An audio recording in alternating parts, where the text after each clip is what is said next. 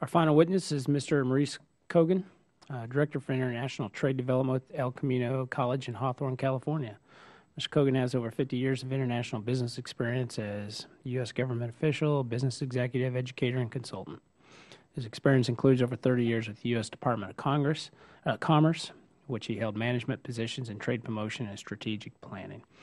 Mr. Kogon has a bachelor and master's degree in foreign affairs with George Washington University and here in D.C., and welcome you. Thank you, Chairman Graves, Ranking Member Velasquez, and committee members. Thank you for the opportunity to provide this testimony. As you said, my name is Maurice Kogon, and I've spent a lot of time in this field, including 33 years in the Commerce Department. My testimony today raises a basic question about the National Export Initiative. Specifically, does it adequately meet needs of the thousands of small businesses that are or could be exporting? In my view, it is not as relevant or as helpful as it could be to meet needs of this vital constituency.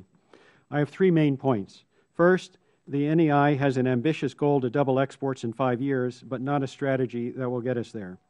The strategy relies too much on global economic factors we cannot control, while the programs we can control are not focused enough on the small businesses that most need export help and not enough on the services they most need at critical early stages. The NEI's export promotion programs are basically only what the government can afford, not on what can best help small businesses at each stage of their export development. Far too many small businesses with export potential are left to fend for themselves.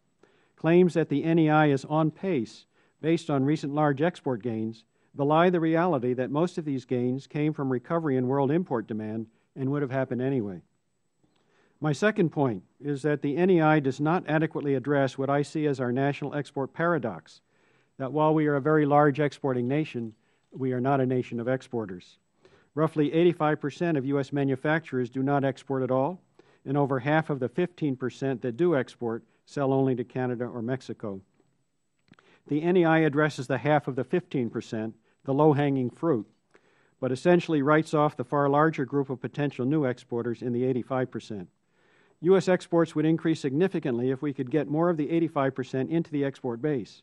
For that, in my view, we need to go beyond a low-hanging fruit strategy. We need what I call a fertilize the tree strategy to optimize exports, that is, to increase exports to our full potential and capacity as a nation.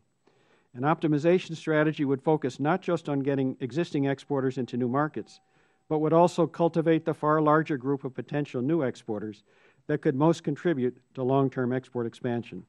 It would have two interrelated goals. First, we need to increase U.S. exports as a percent of GDP. Although we are the world's third largest exporter, our exports to GDP ratio lags well below our major world competitors. For example, Germany is at 45%. We are at 12 or 13%. Our competitors with comparable economies and competing in the same global marketplace are more fully exporting to their capacity. We have the potential to close this gap. We are, after all, the manufacturing powerhouse of the world and the world leader in innovation and technology. And most of our manufacturers are not even exporting yet. Second, we need to increase the number of new exporters. We could come much closer to our national export potential if more non-exporters were to start exporting. We now have roughly 280,000 actual exporters in the U.S. As noted, they account for only 15% of all manufacturers. Many of the 85% non-exporting manufacturers may well have export potential. Why? For one reason, they have succeeded in the world's toughest market, our own, against the same competition they would face in foreign markets. If they can sell competitively here, they have the potential to export to at least one or perhaps even many of the roughly 200 world markets. If my suggested priority on new exporters makes sense, why is the NEI so narrowly wedded to the low-hanging fruit? The reason is, and Mr. Kumar mentioned that, and I agree with that, they can't afford to do both. Limited resources should be reserved for the export-ready firms best able to make the best use of the trade promotion and matchmaking services. But that misses the larger point. The new-to-export sector is too important to ignore or write off. The solution is obvious. It is not to stretch federal resources further, but to collaborate with non-federal partners well-equipped to fill the gap. This gets to my third and final point, the need for systematic collaboration with non-federal partners. The vast network of state and local export assistance organizations could be part of an overarching export optimization strategy to both fertilize the tree and pick the low-hanging fruit.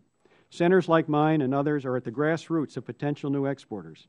We have the expertise and resources and are ready and willing to engage in a meaningful collaboration. Unfortunately, I don't see a federal mindset, a plan, or a mechanism to collaborate. The NEI is more concerned with internal collaboration within the TPCC.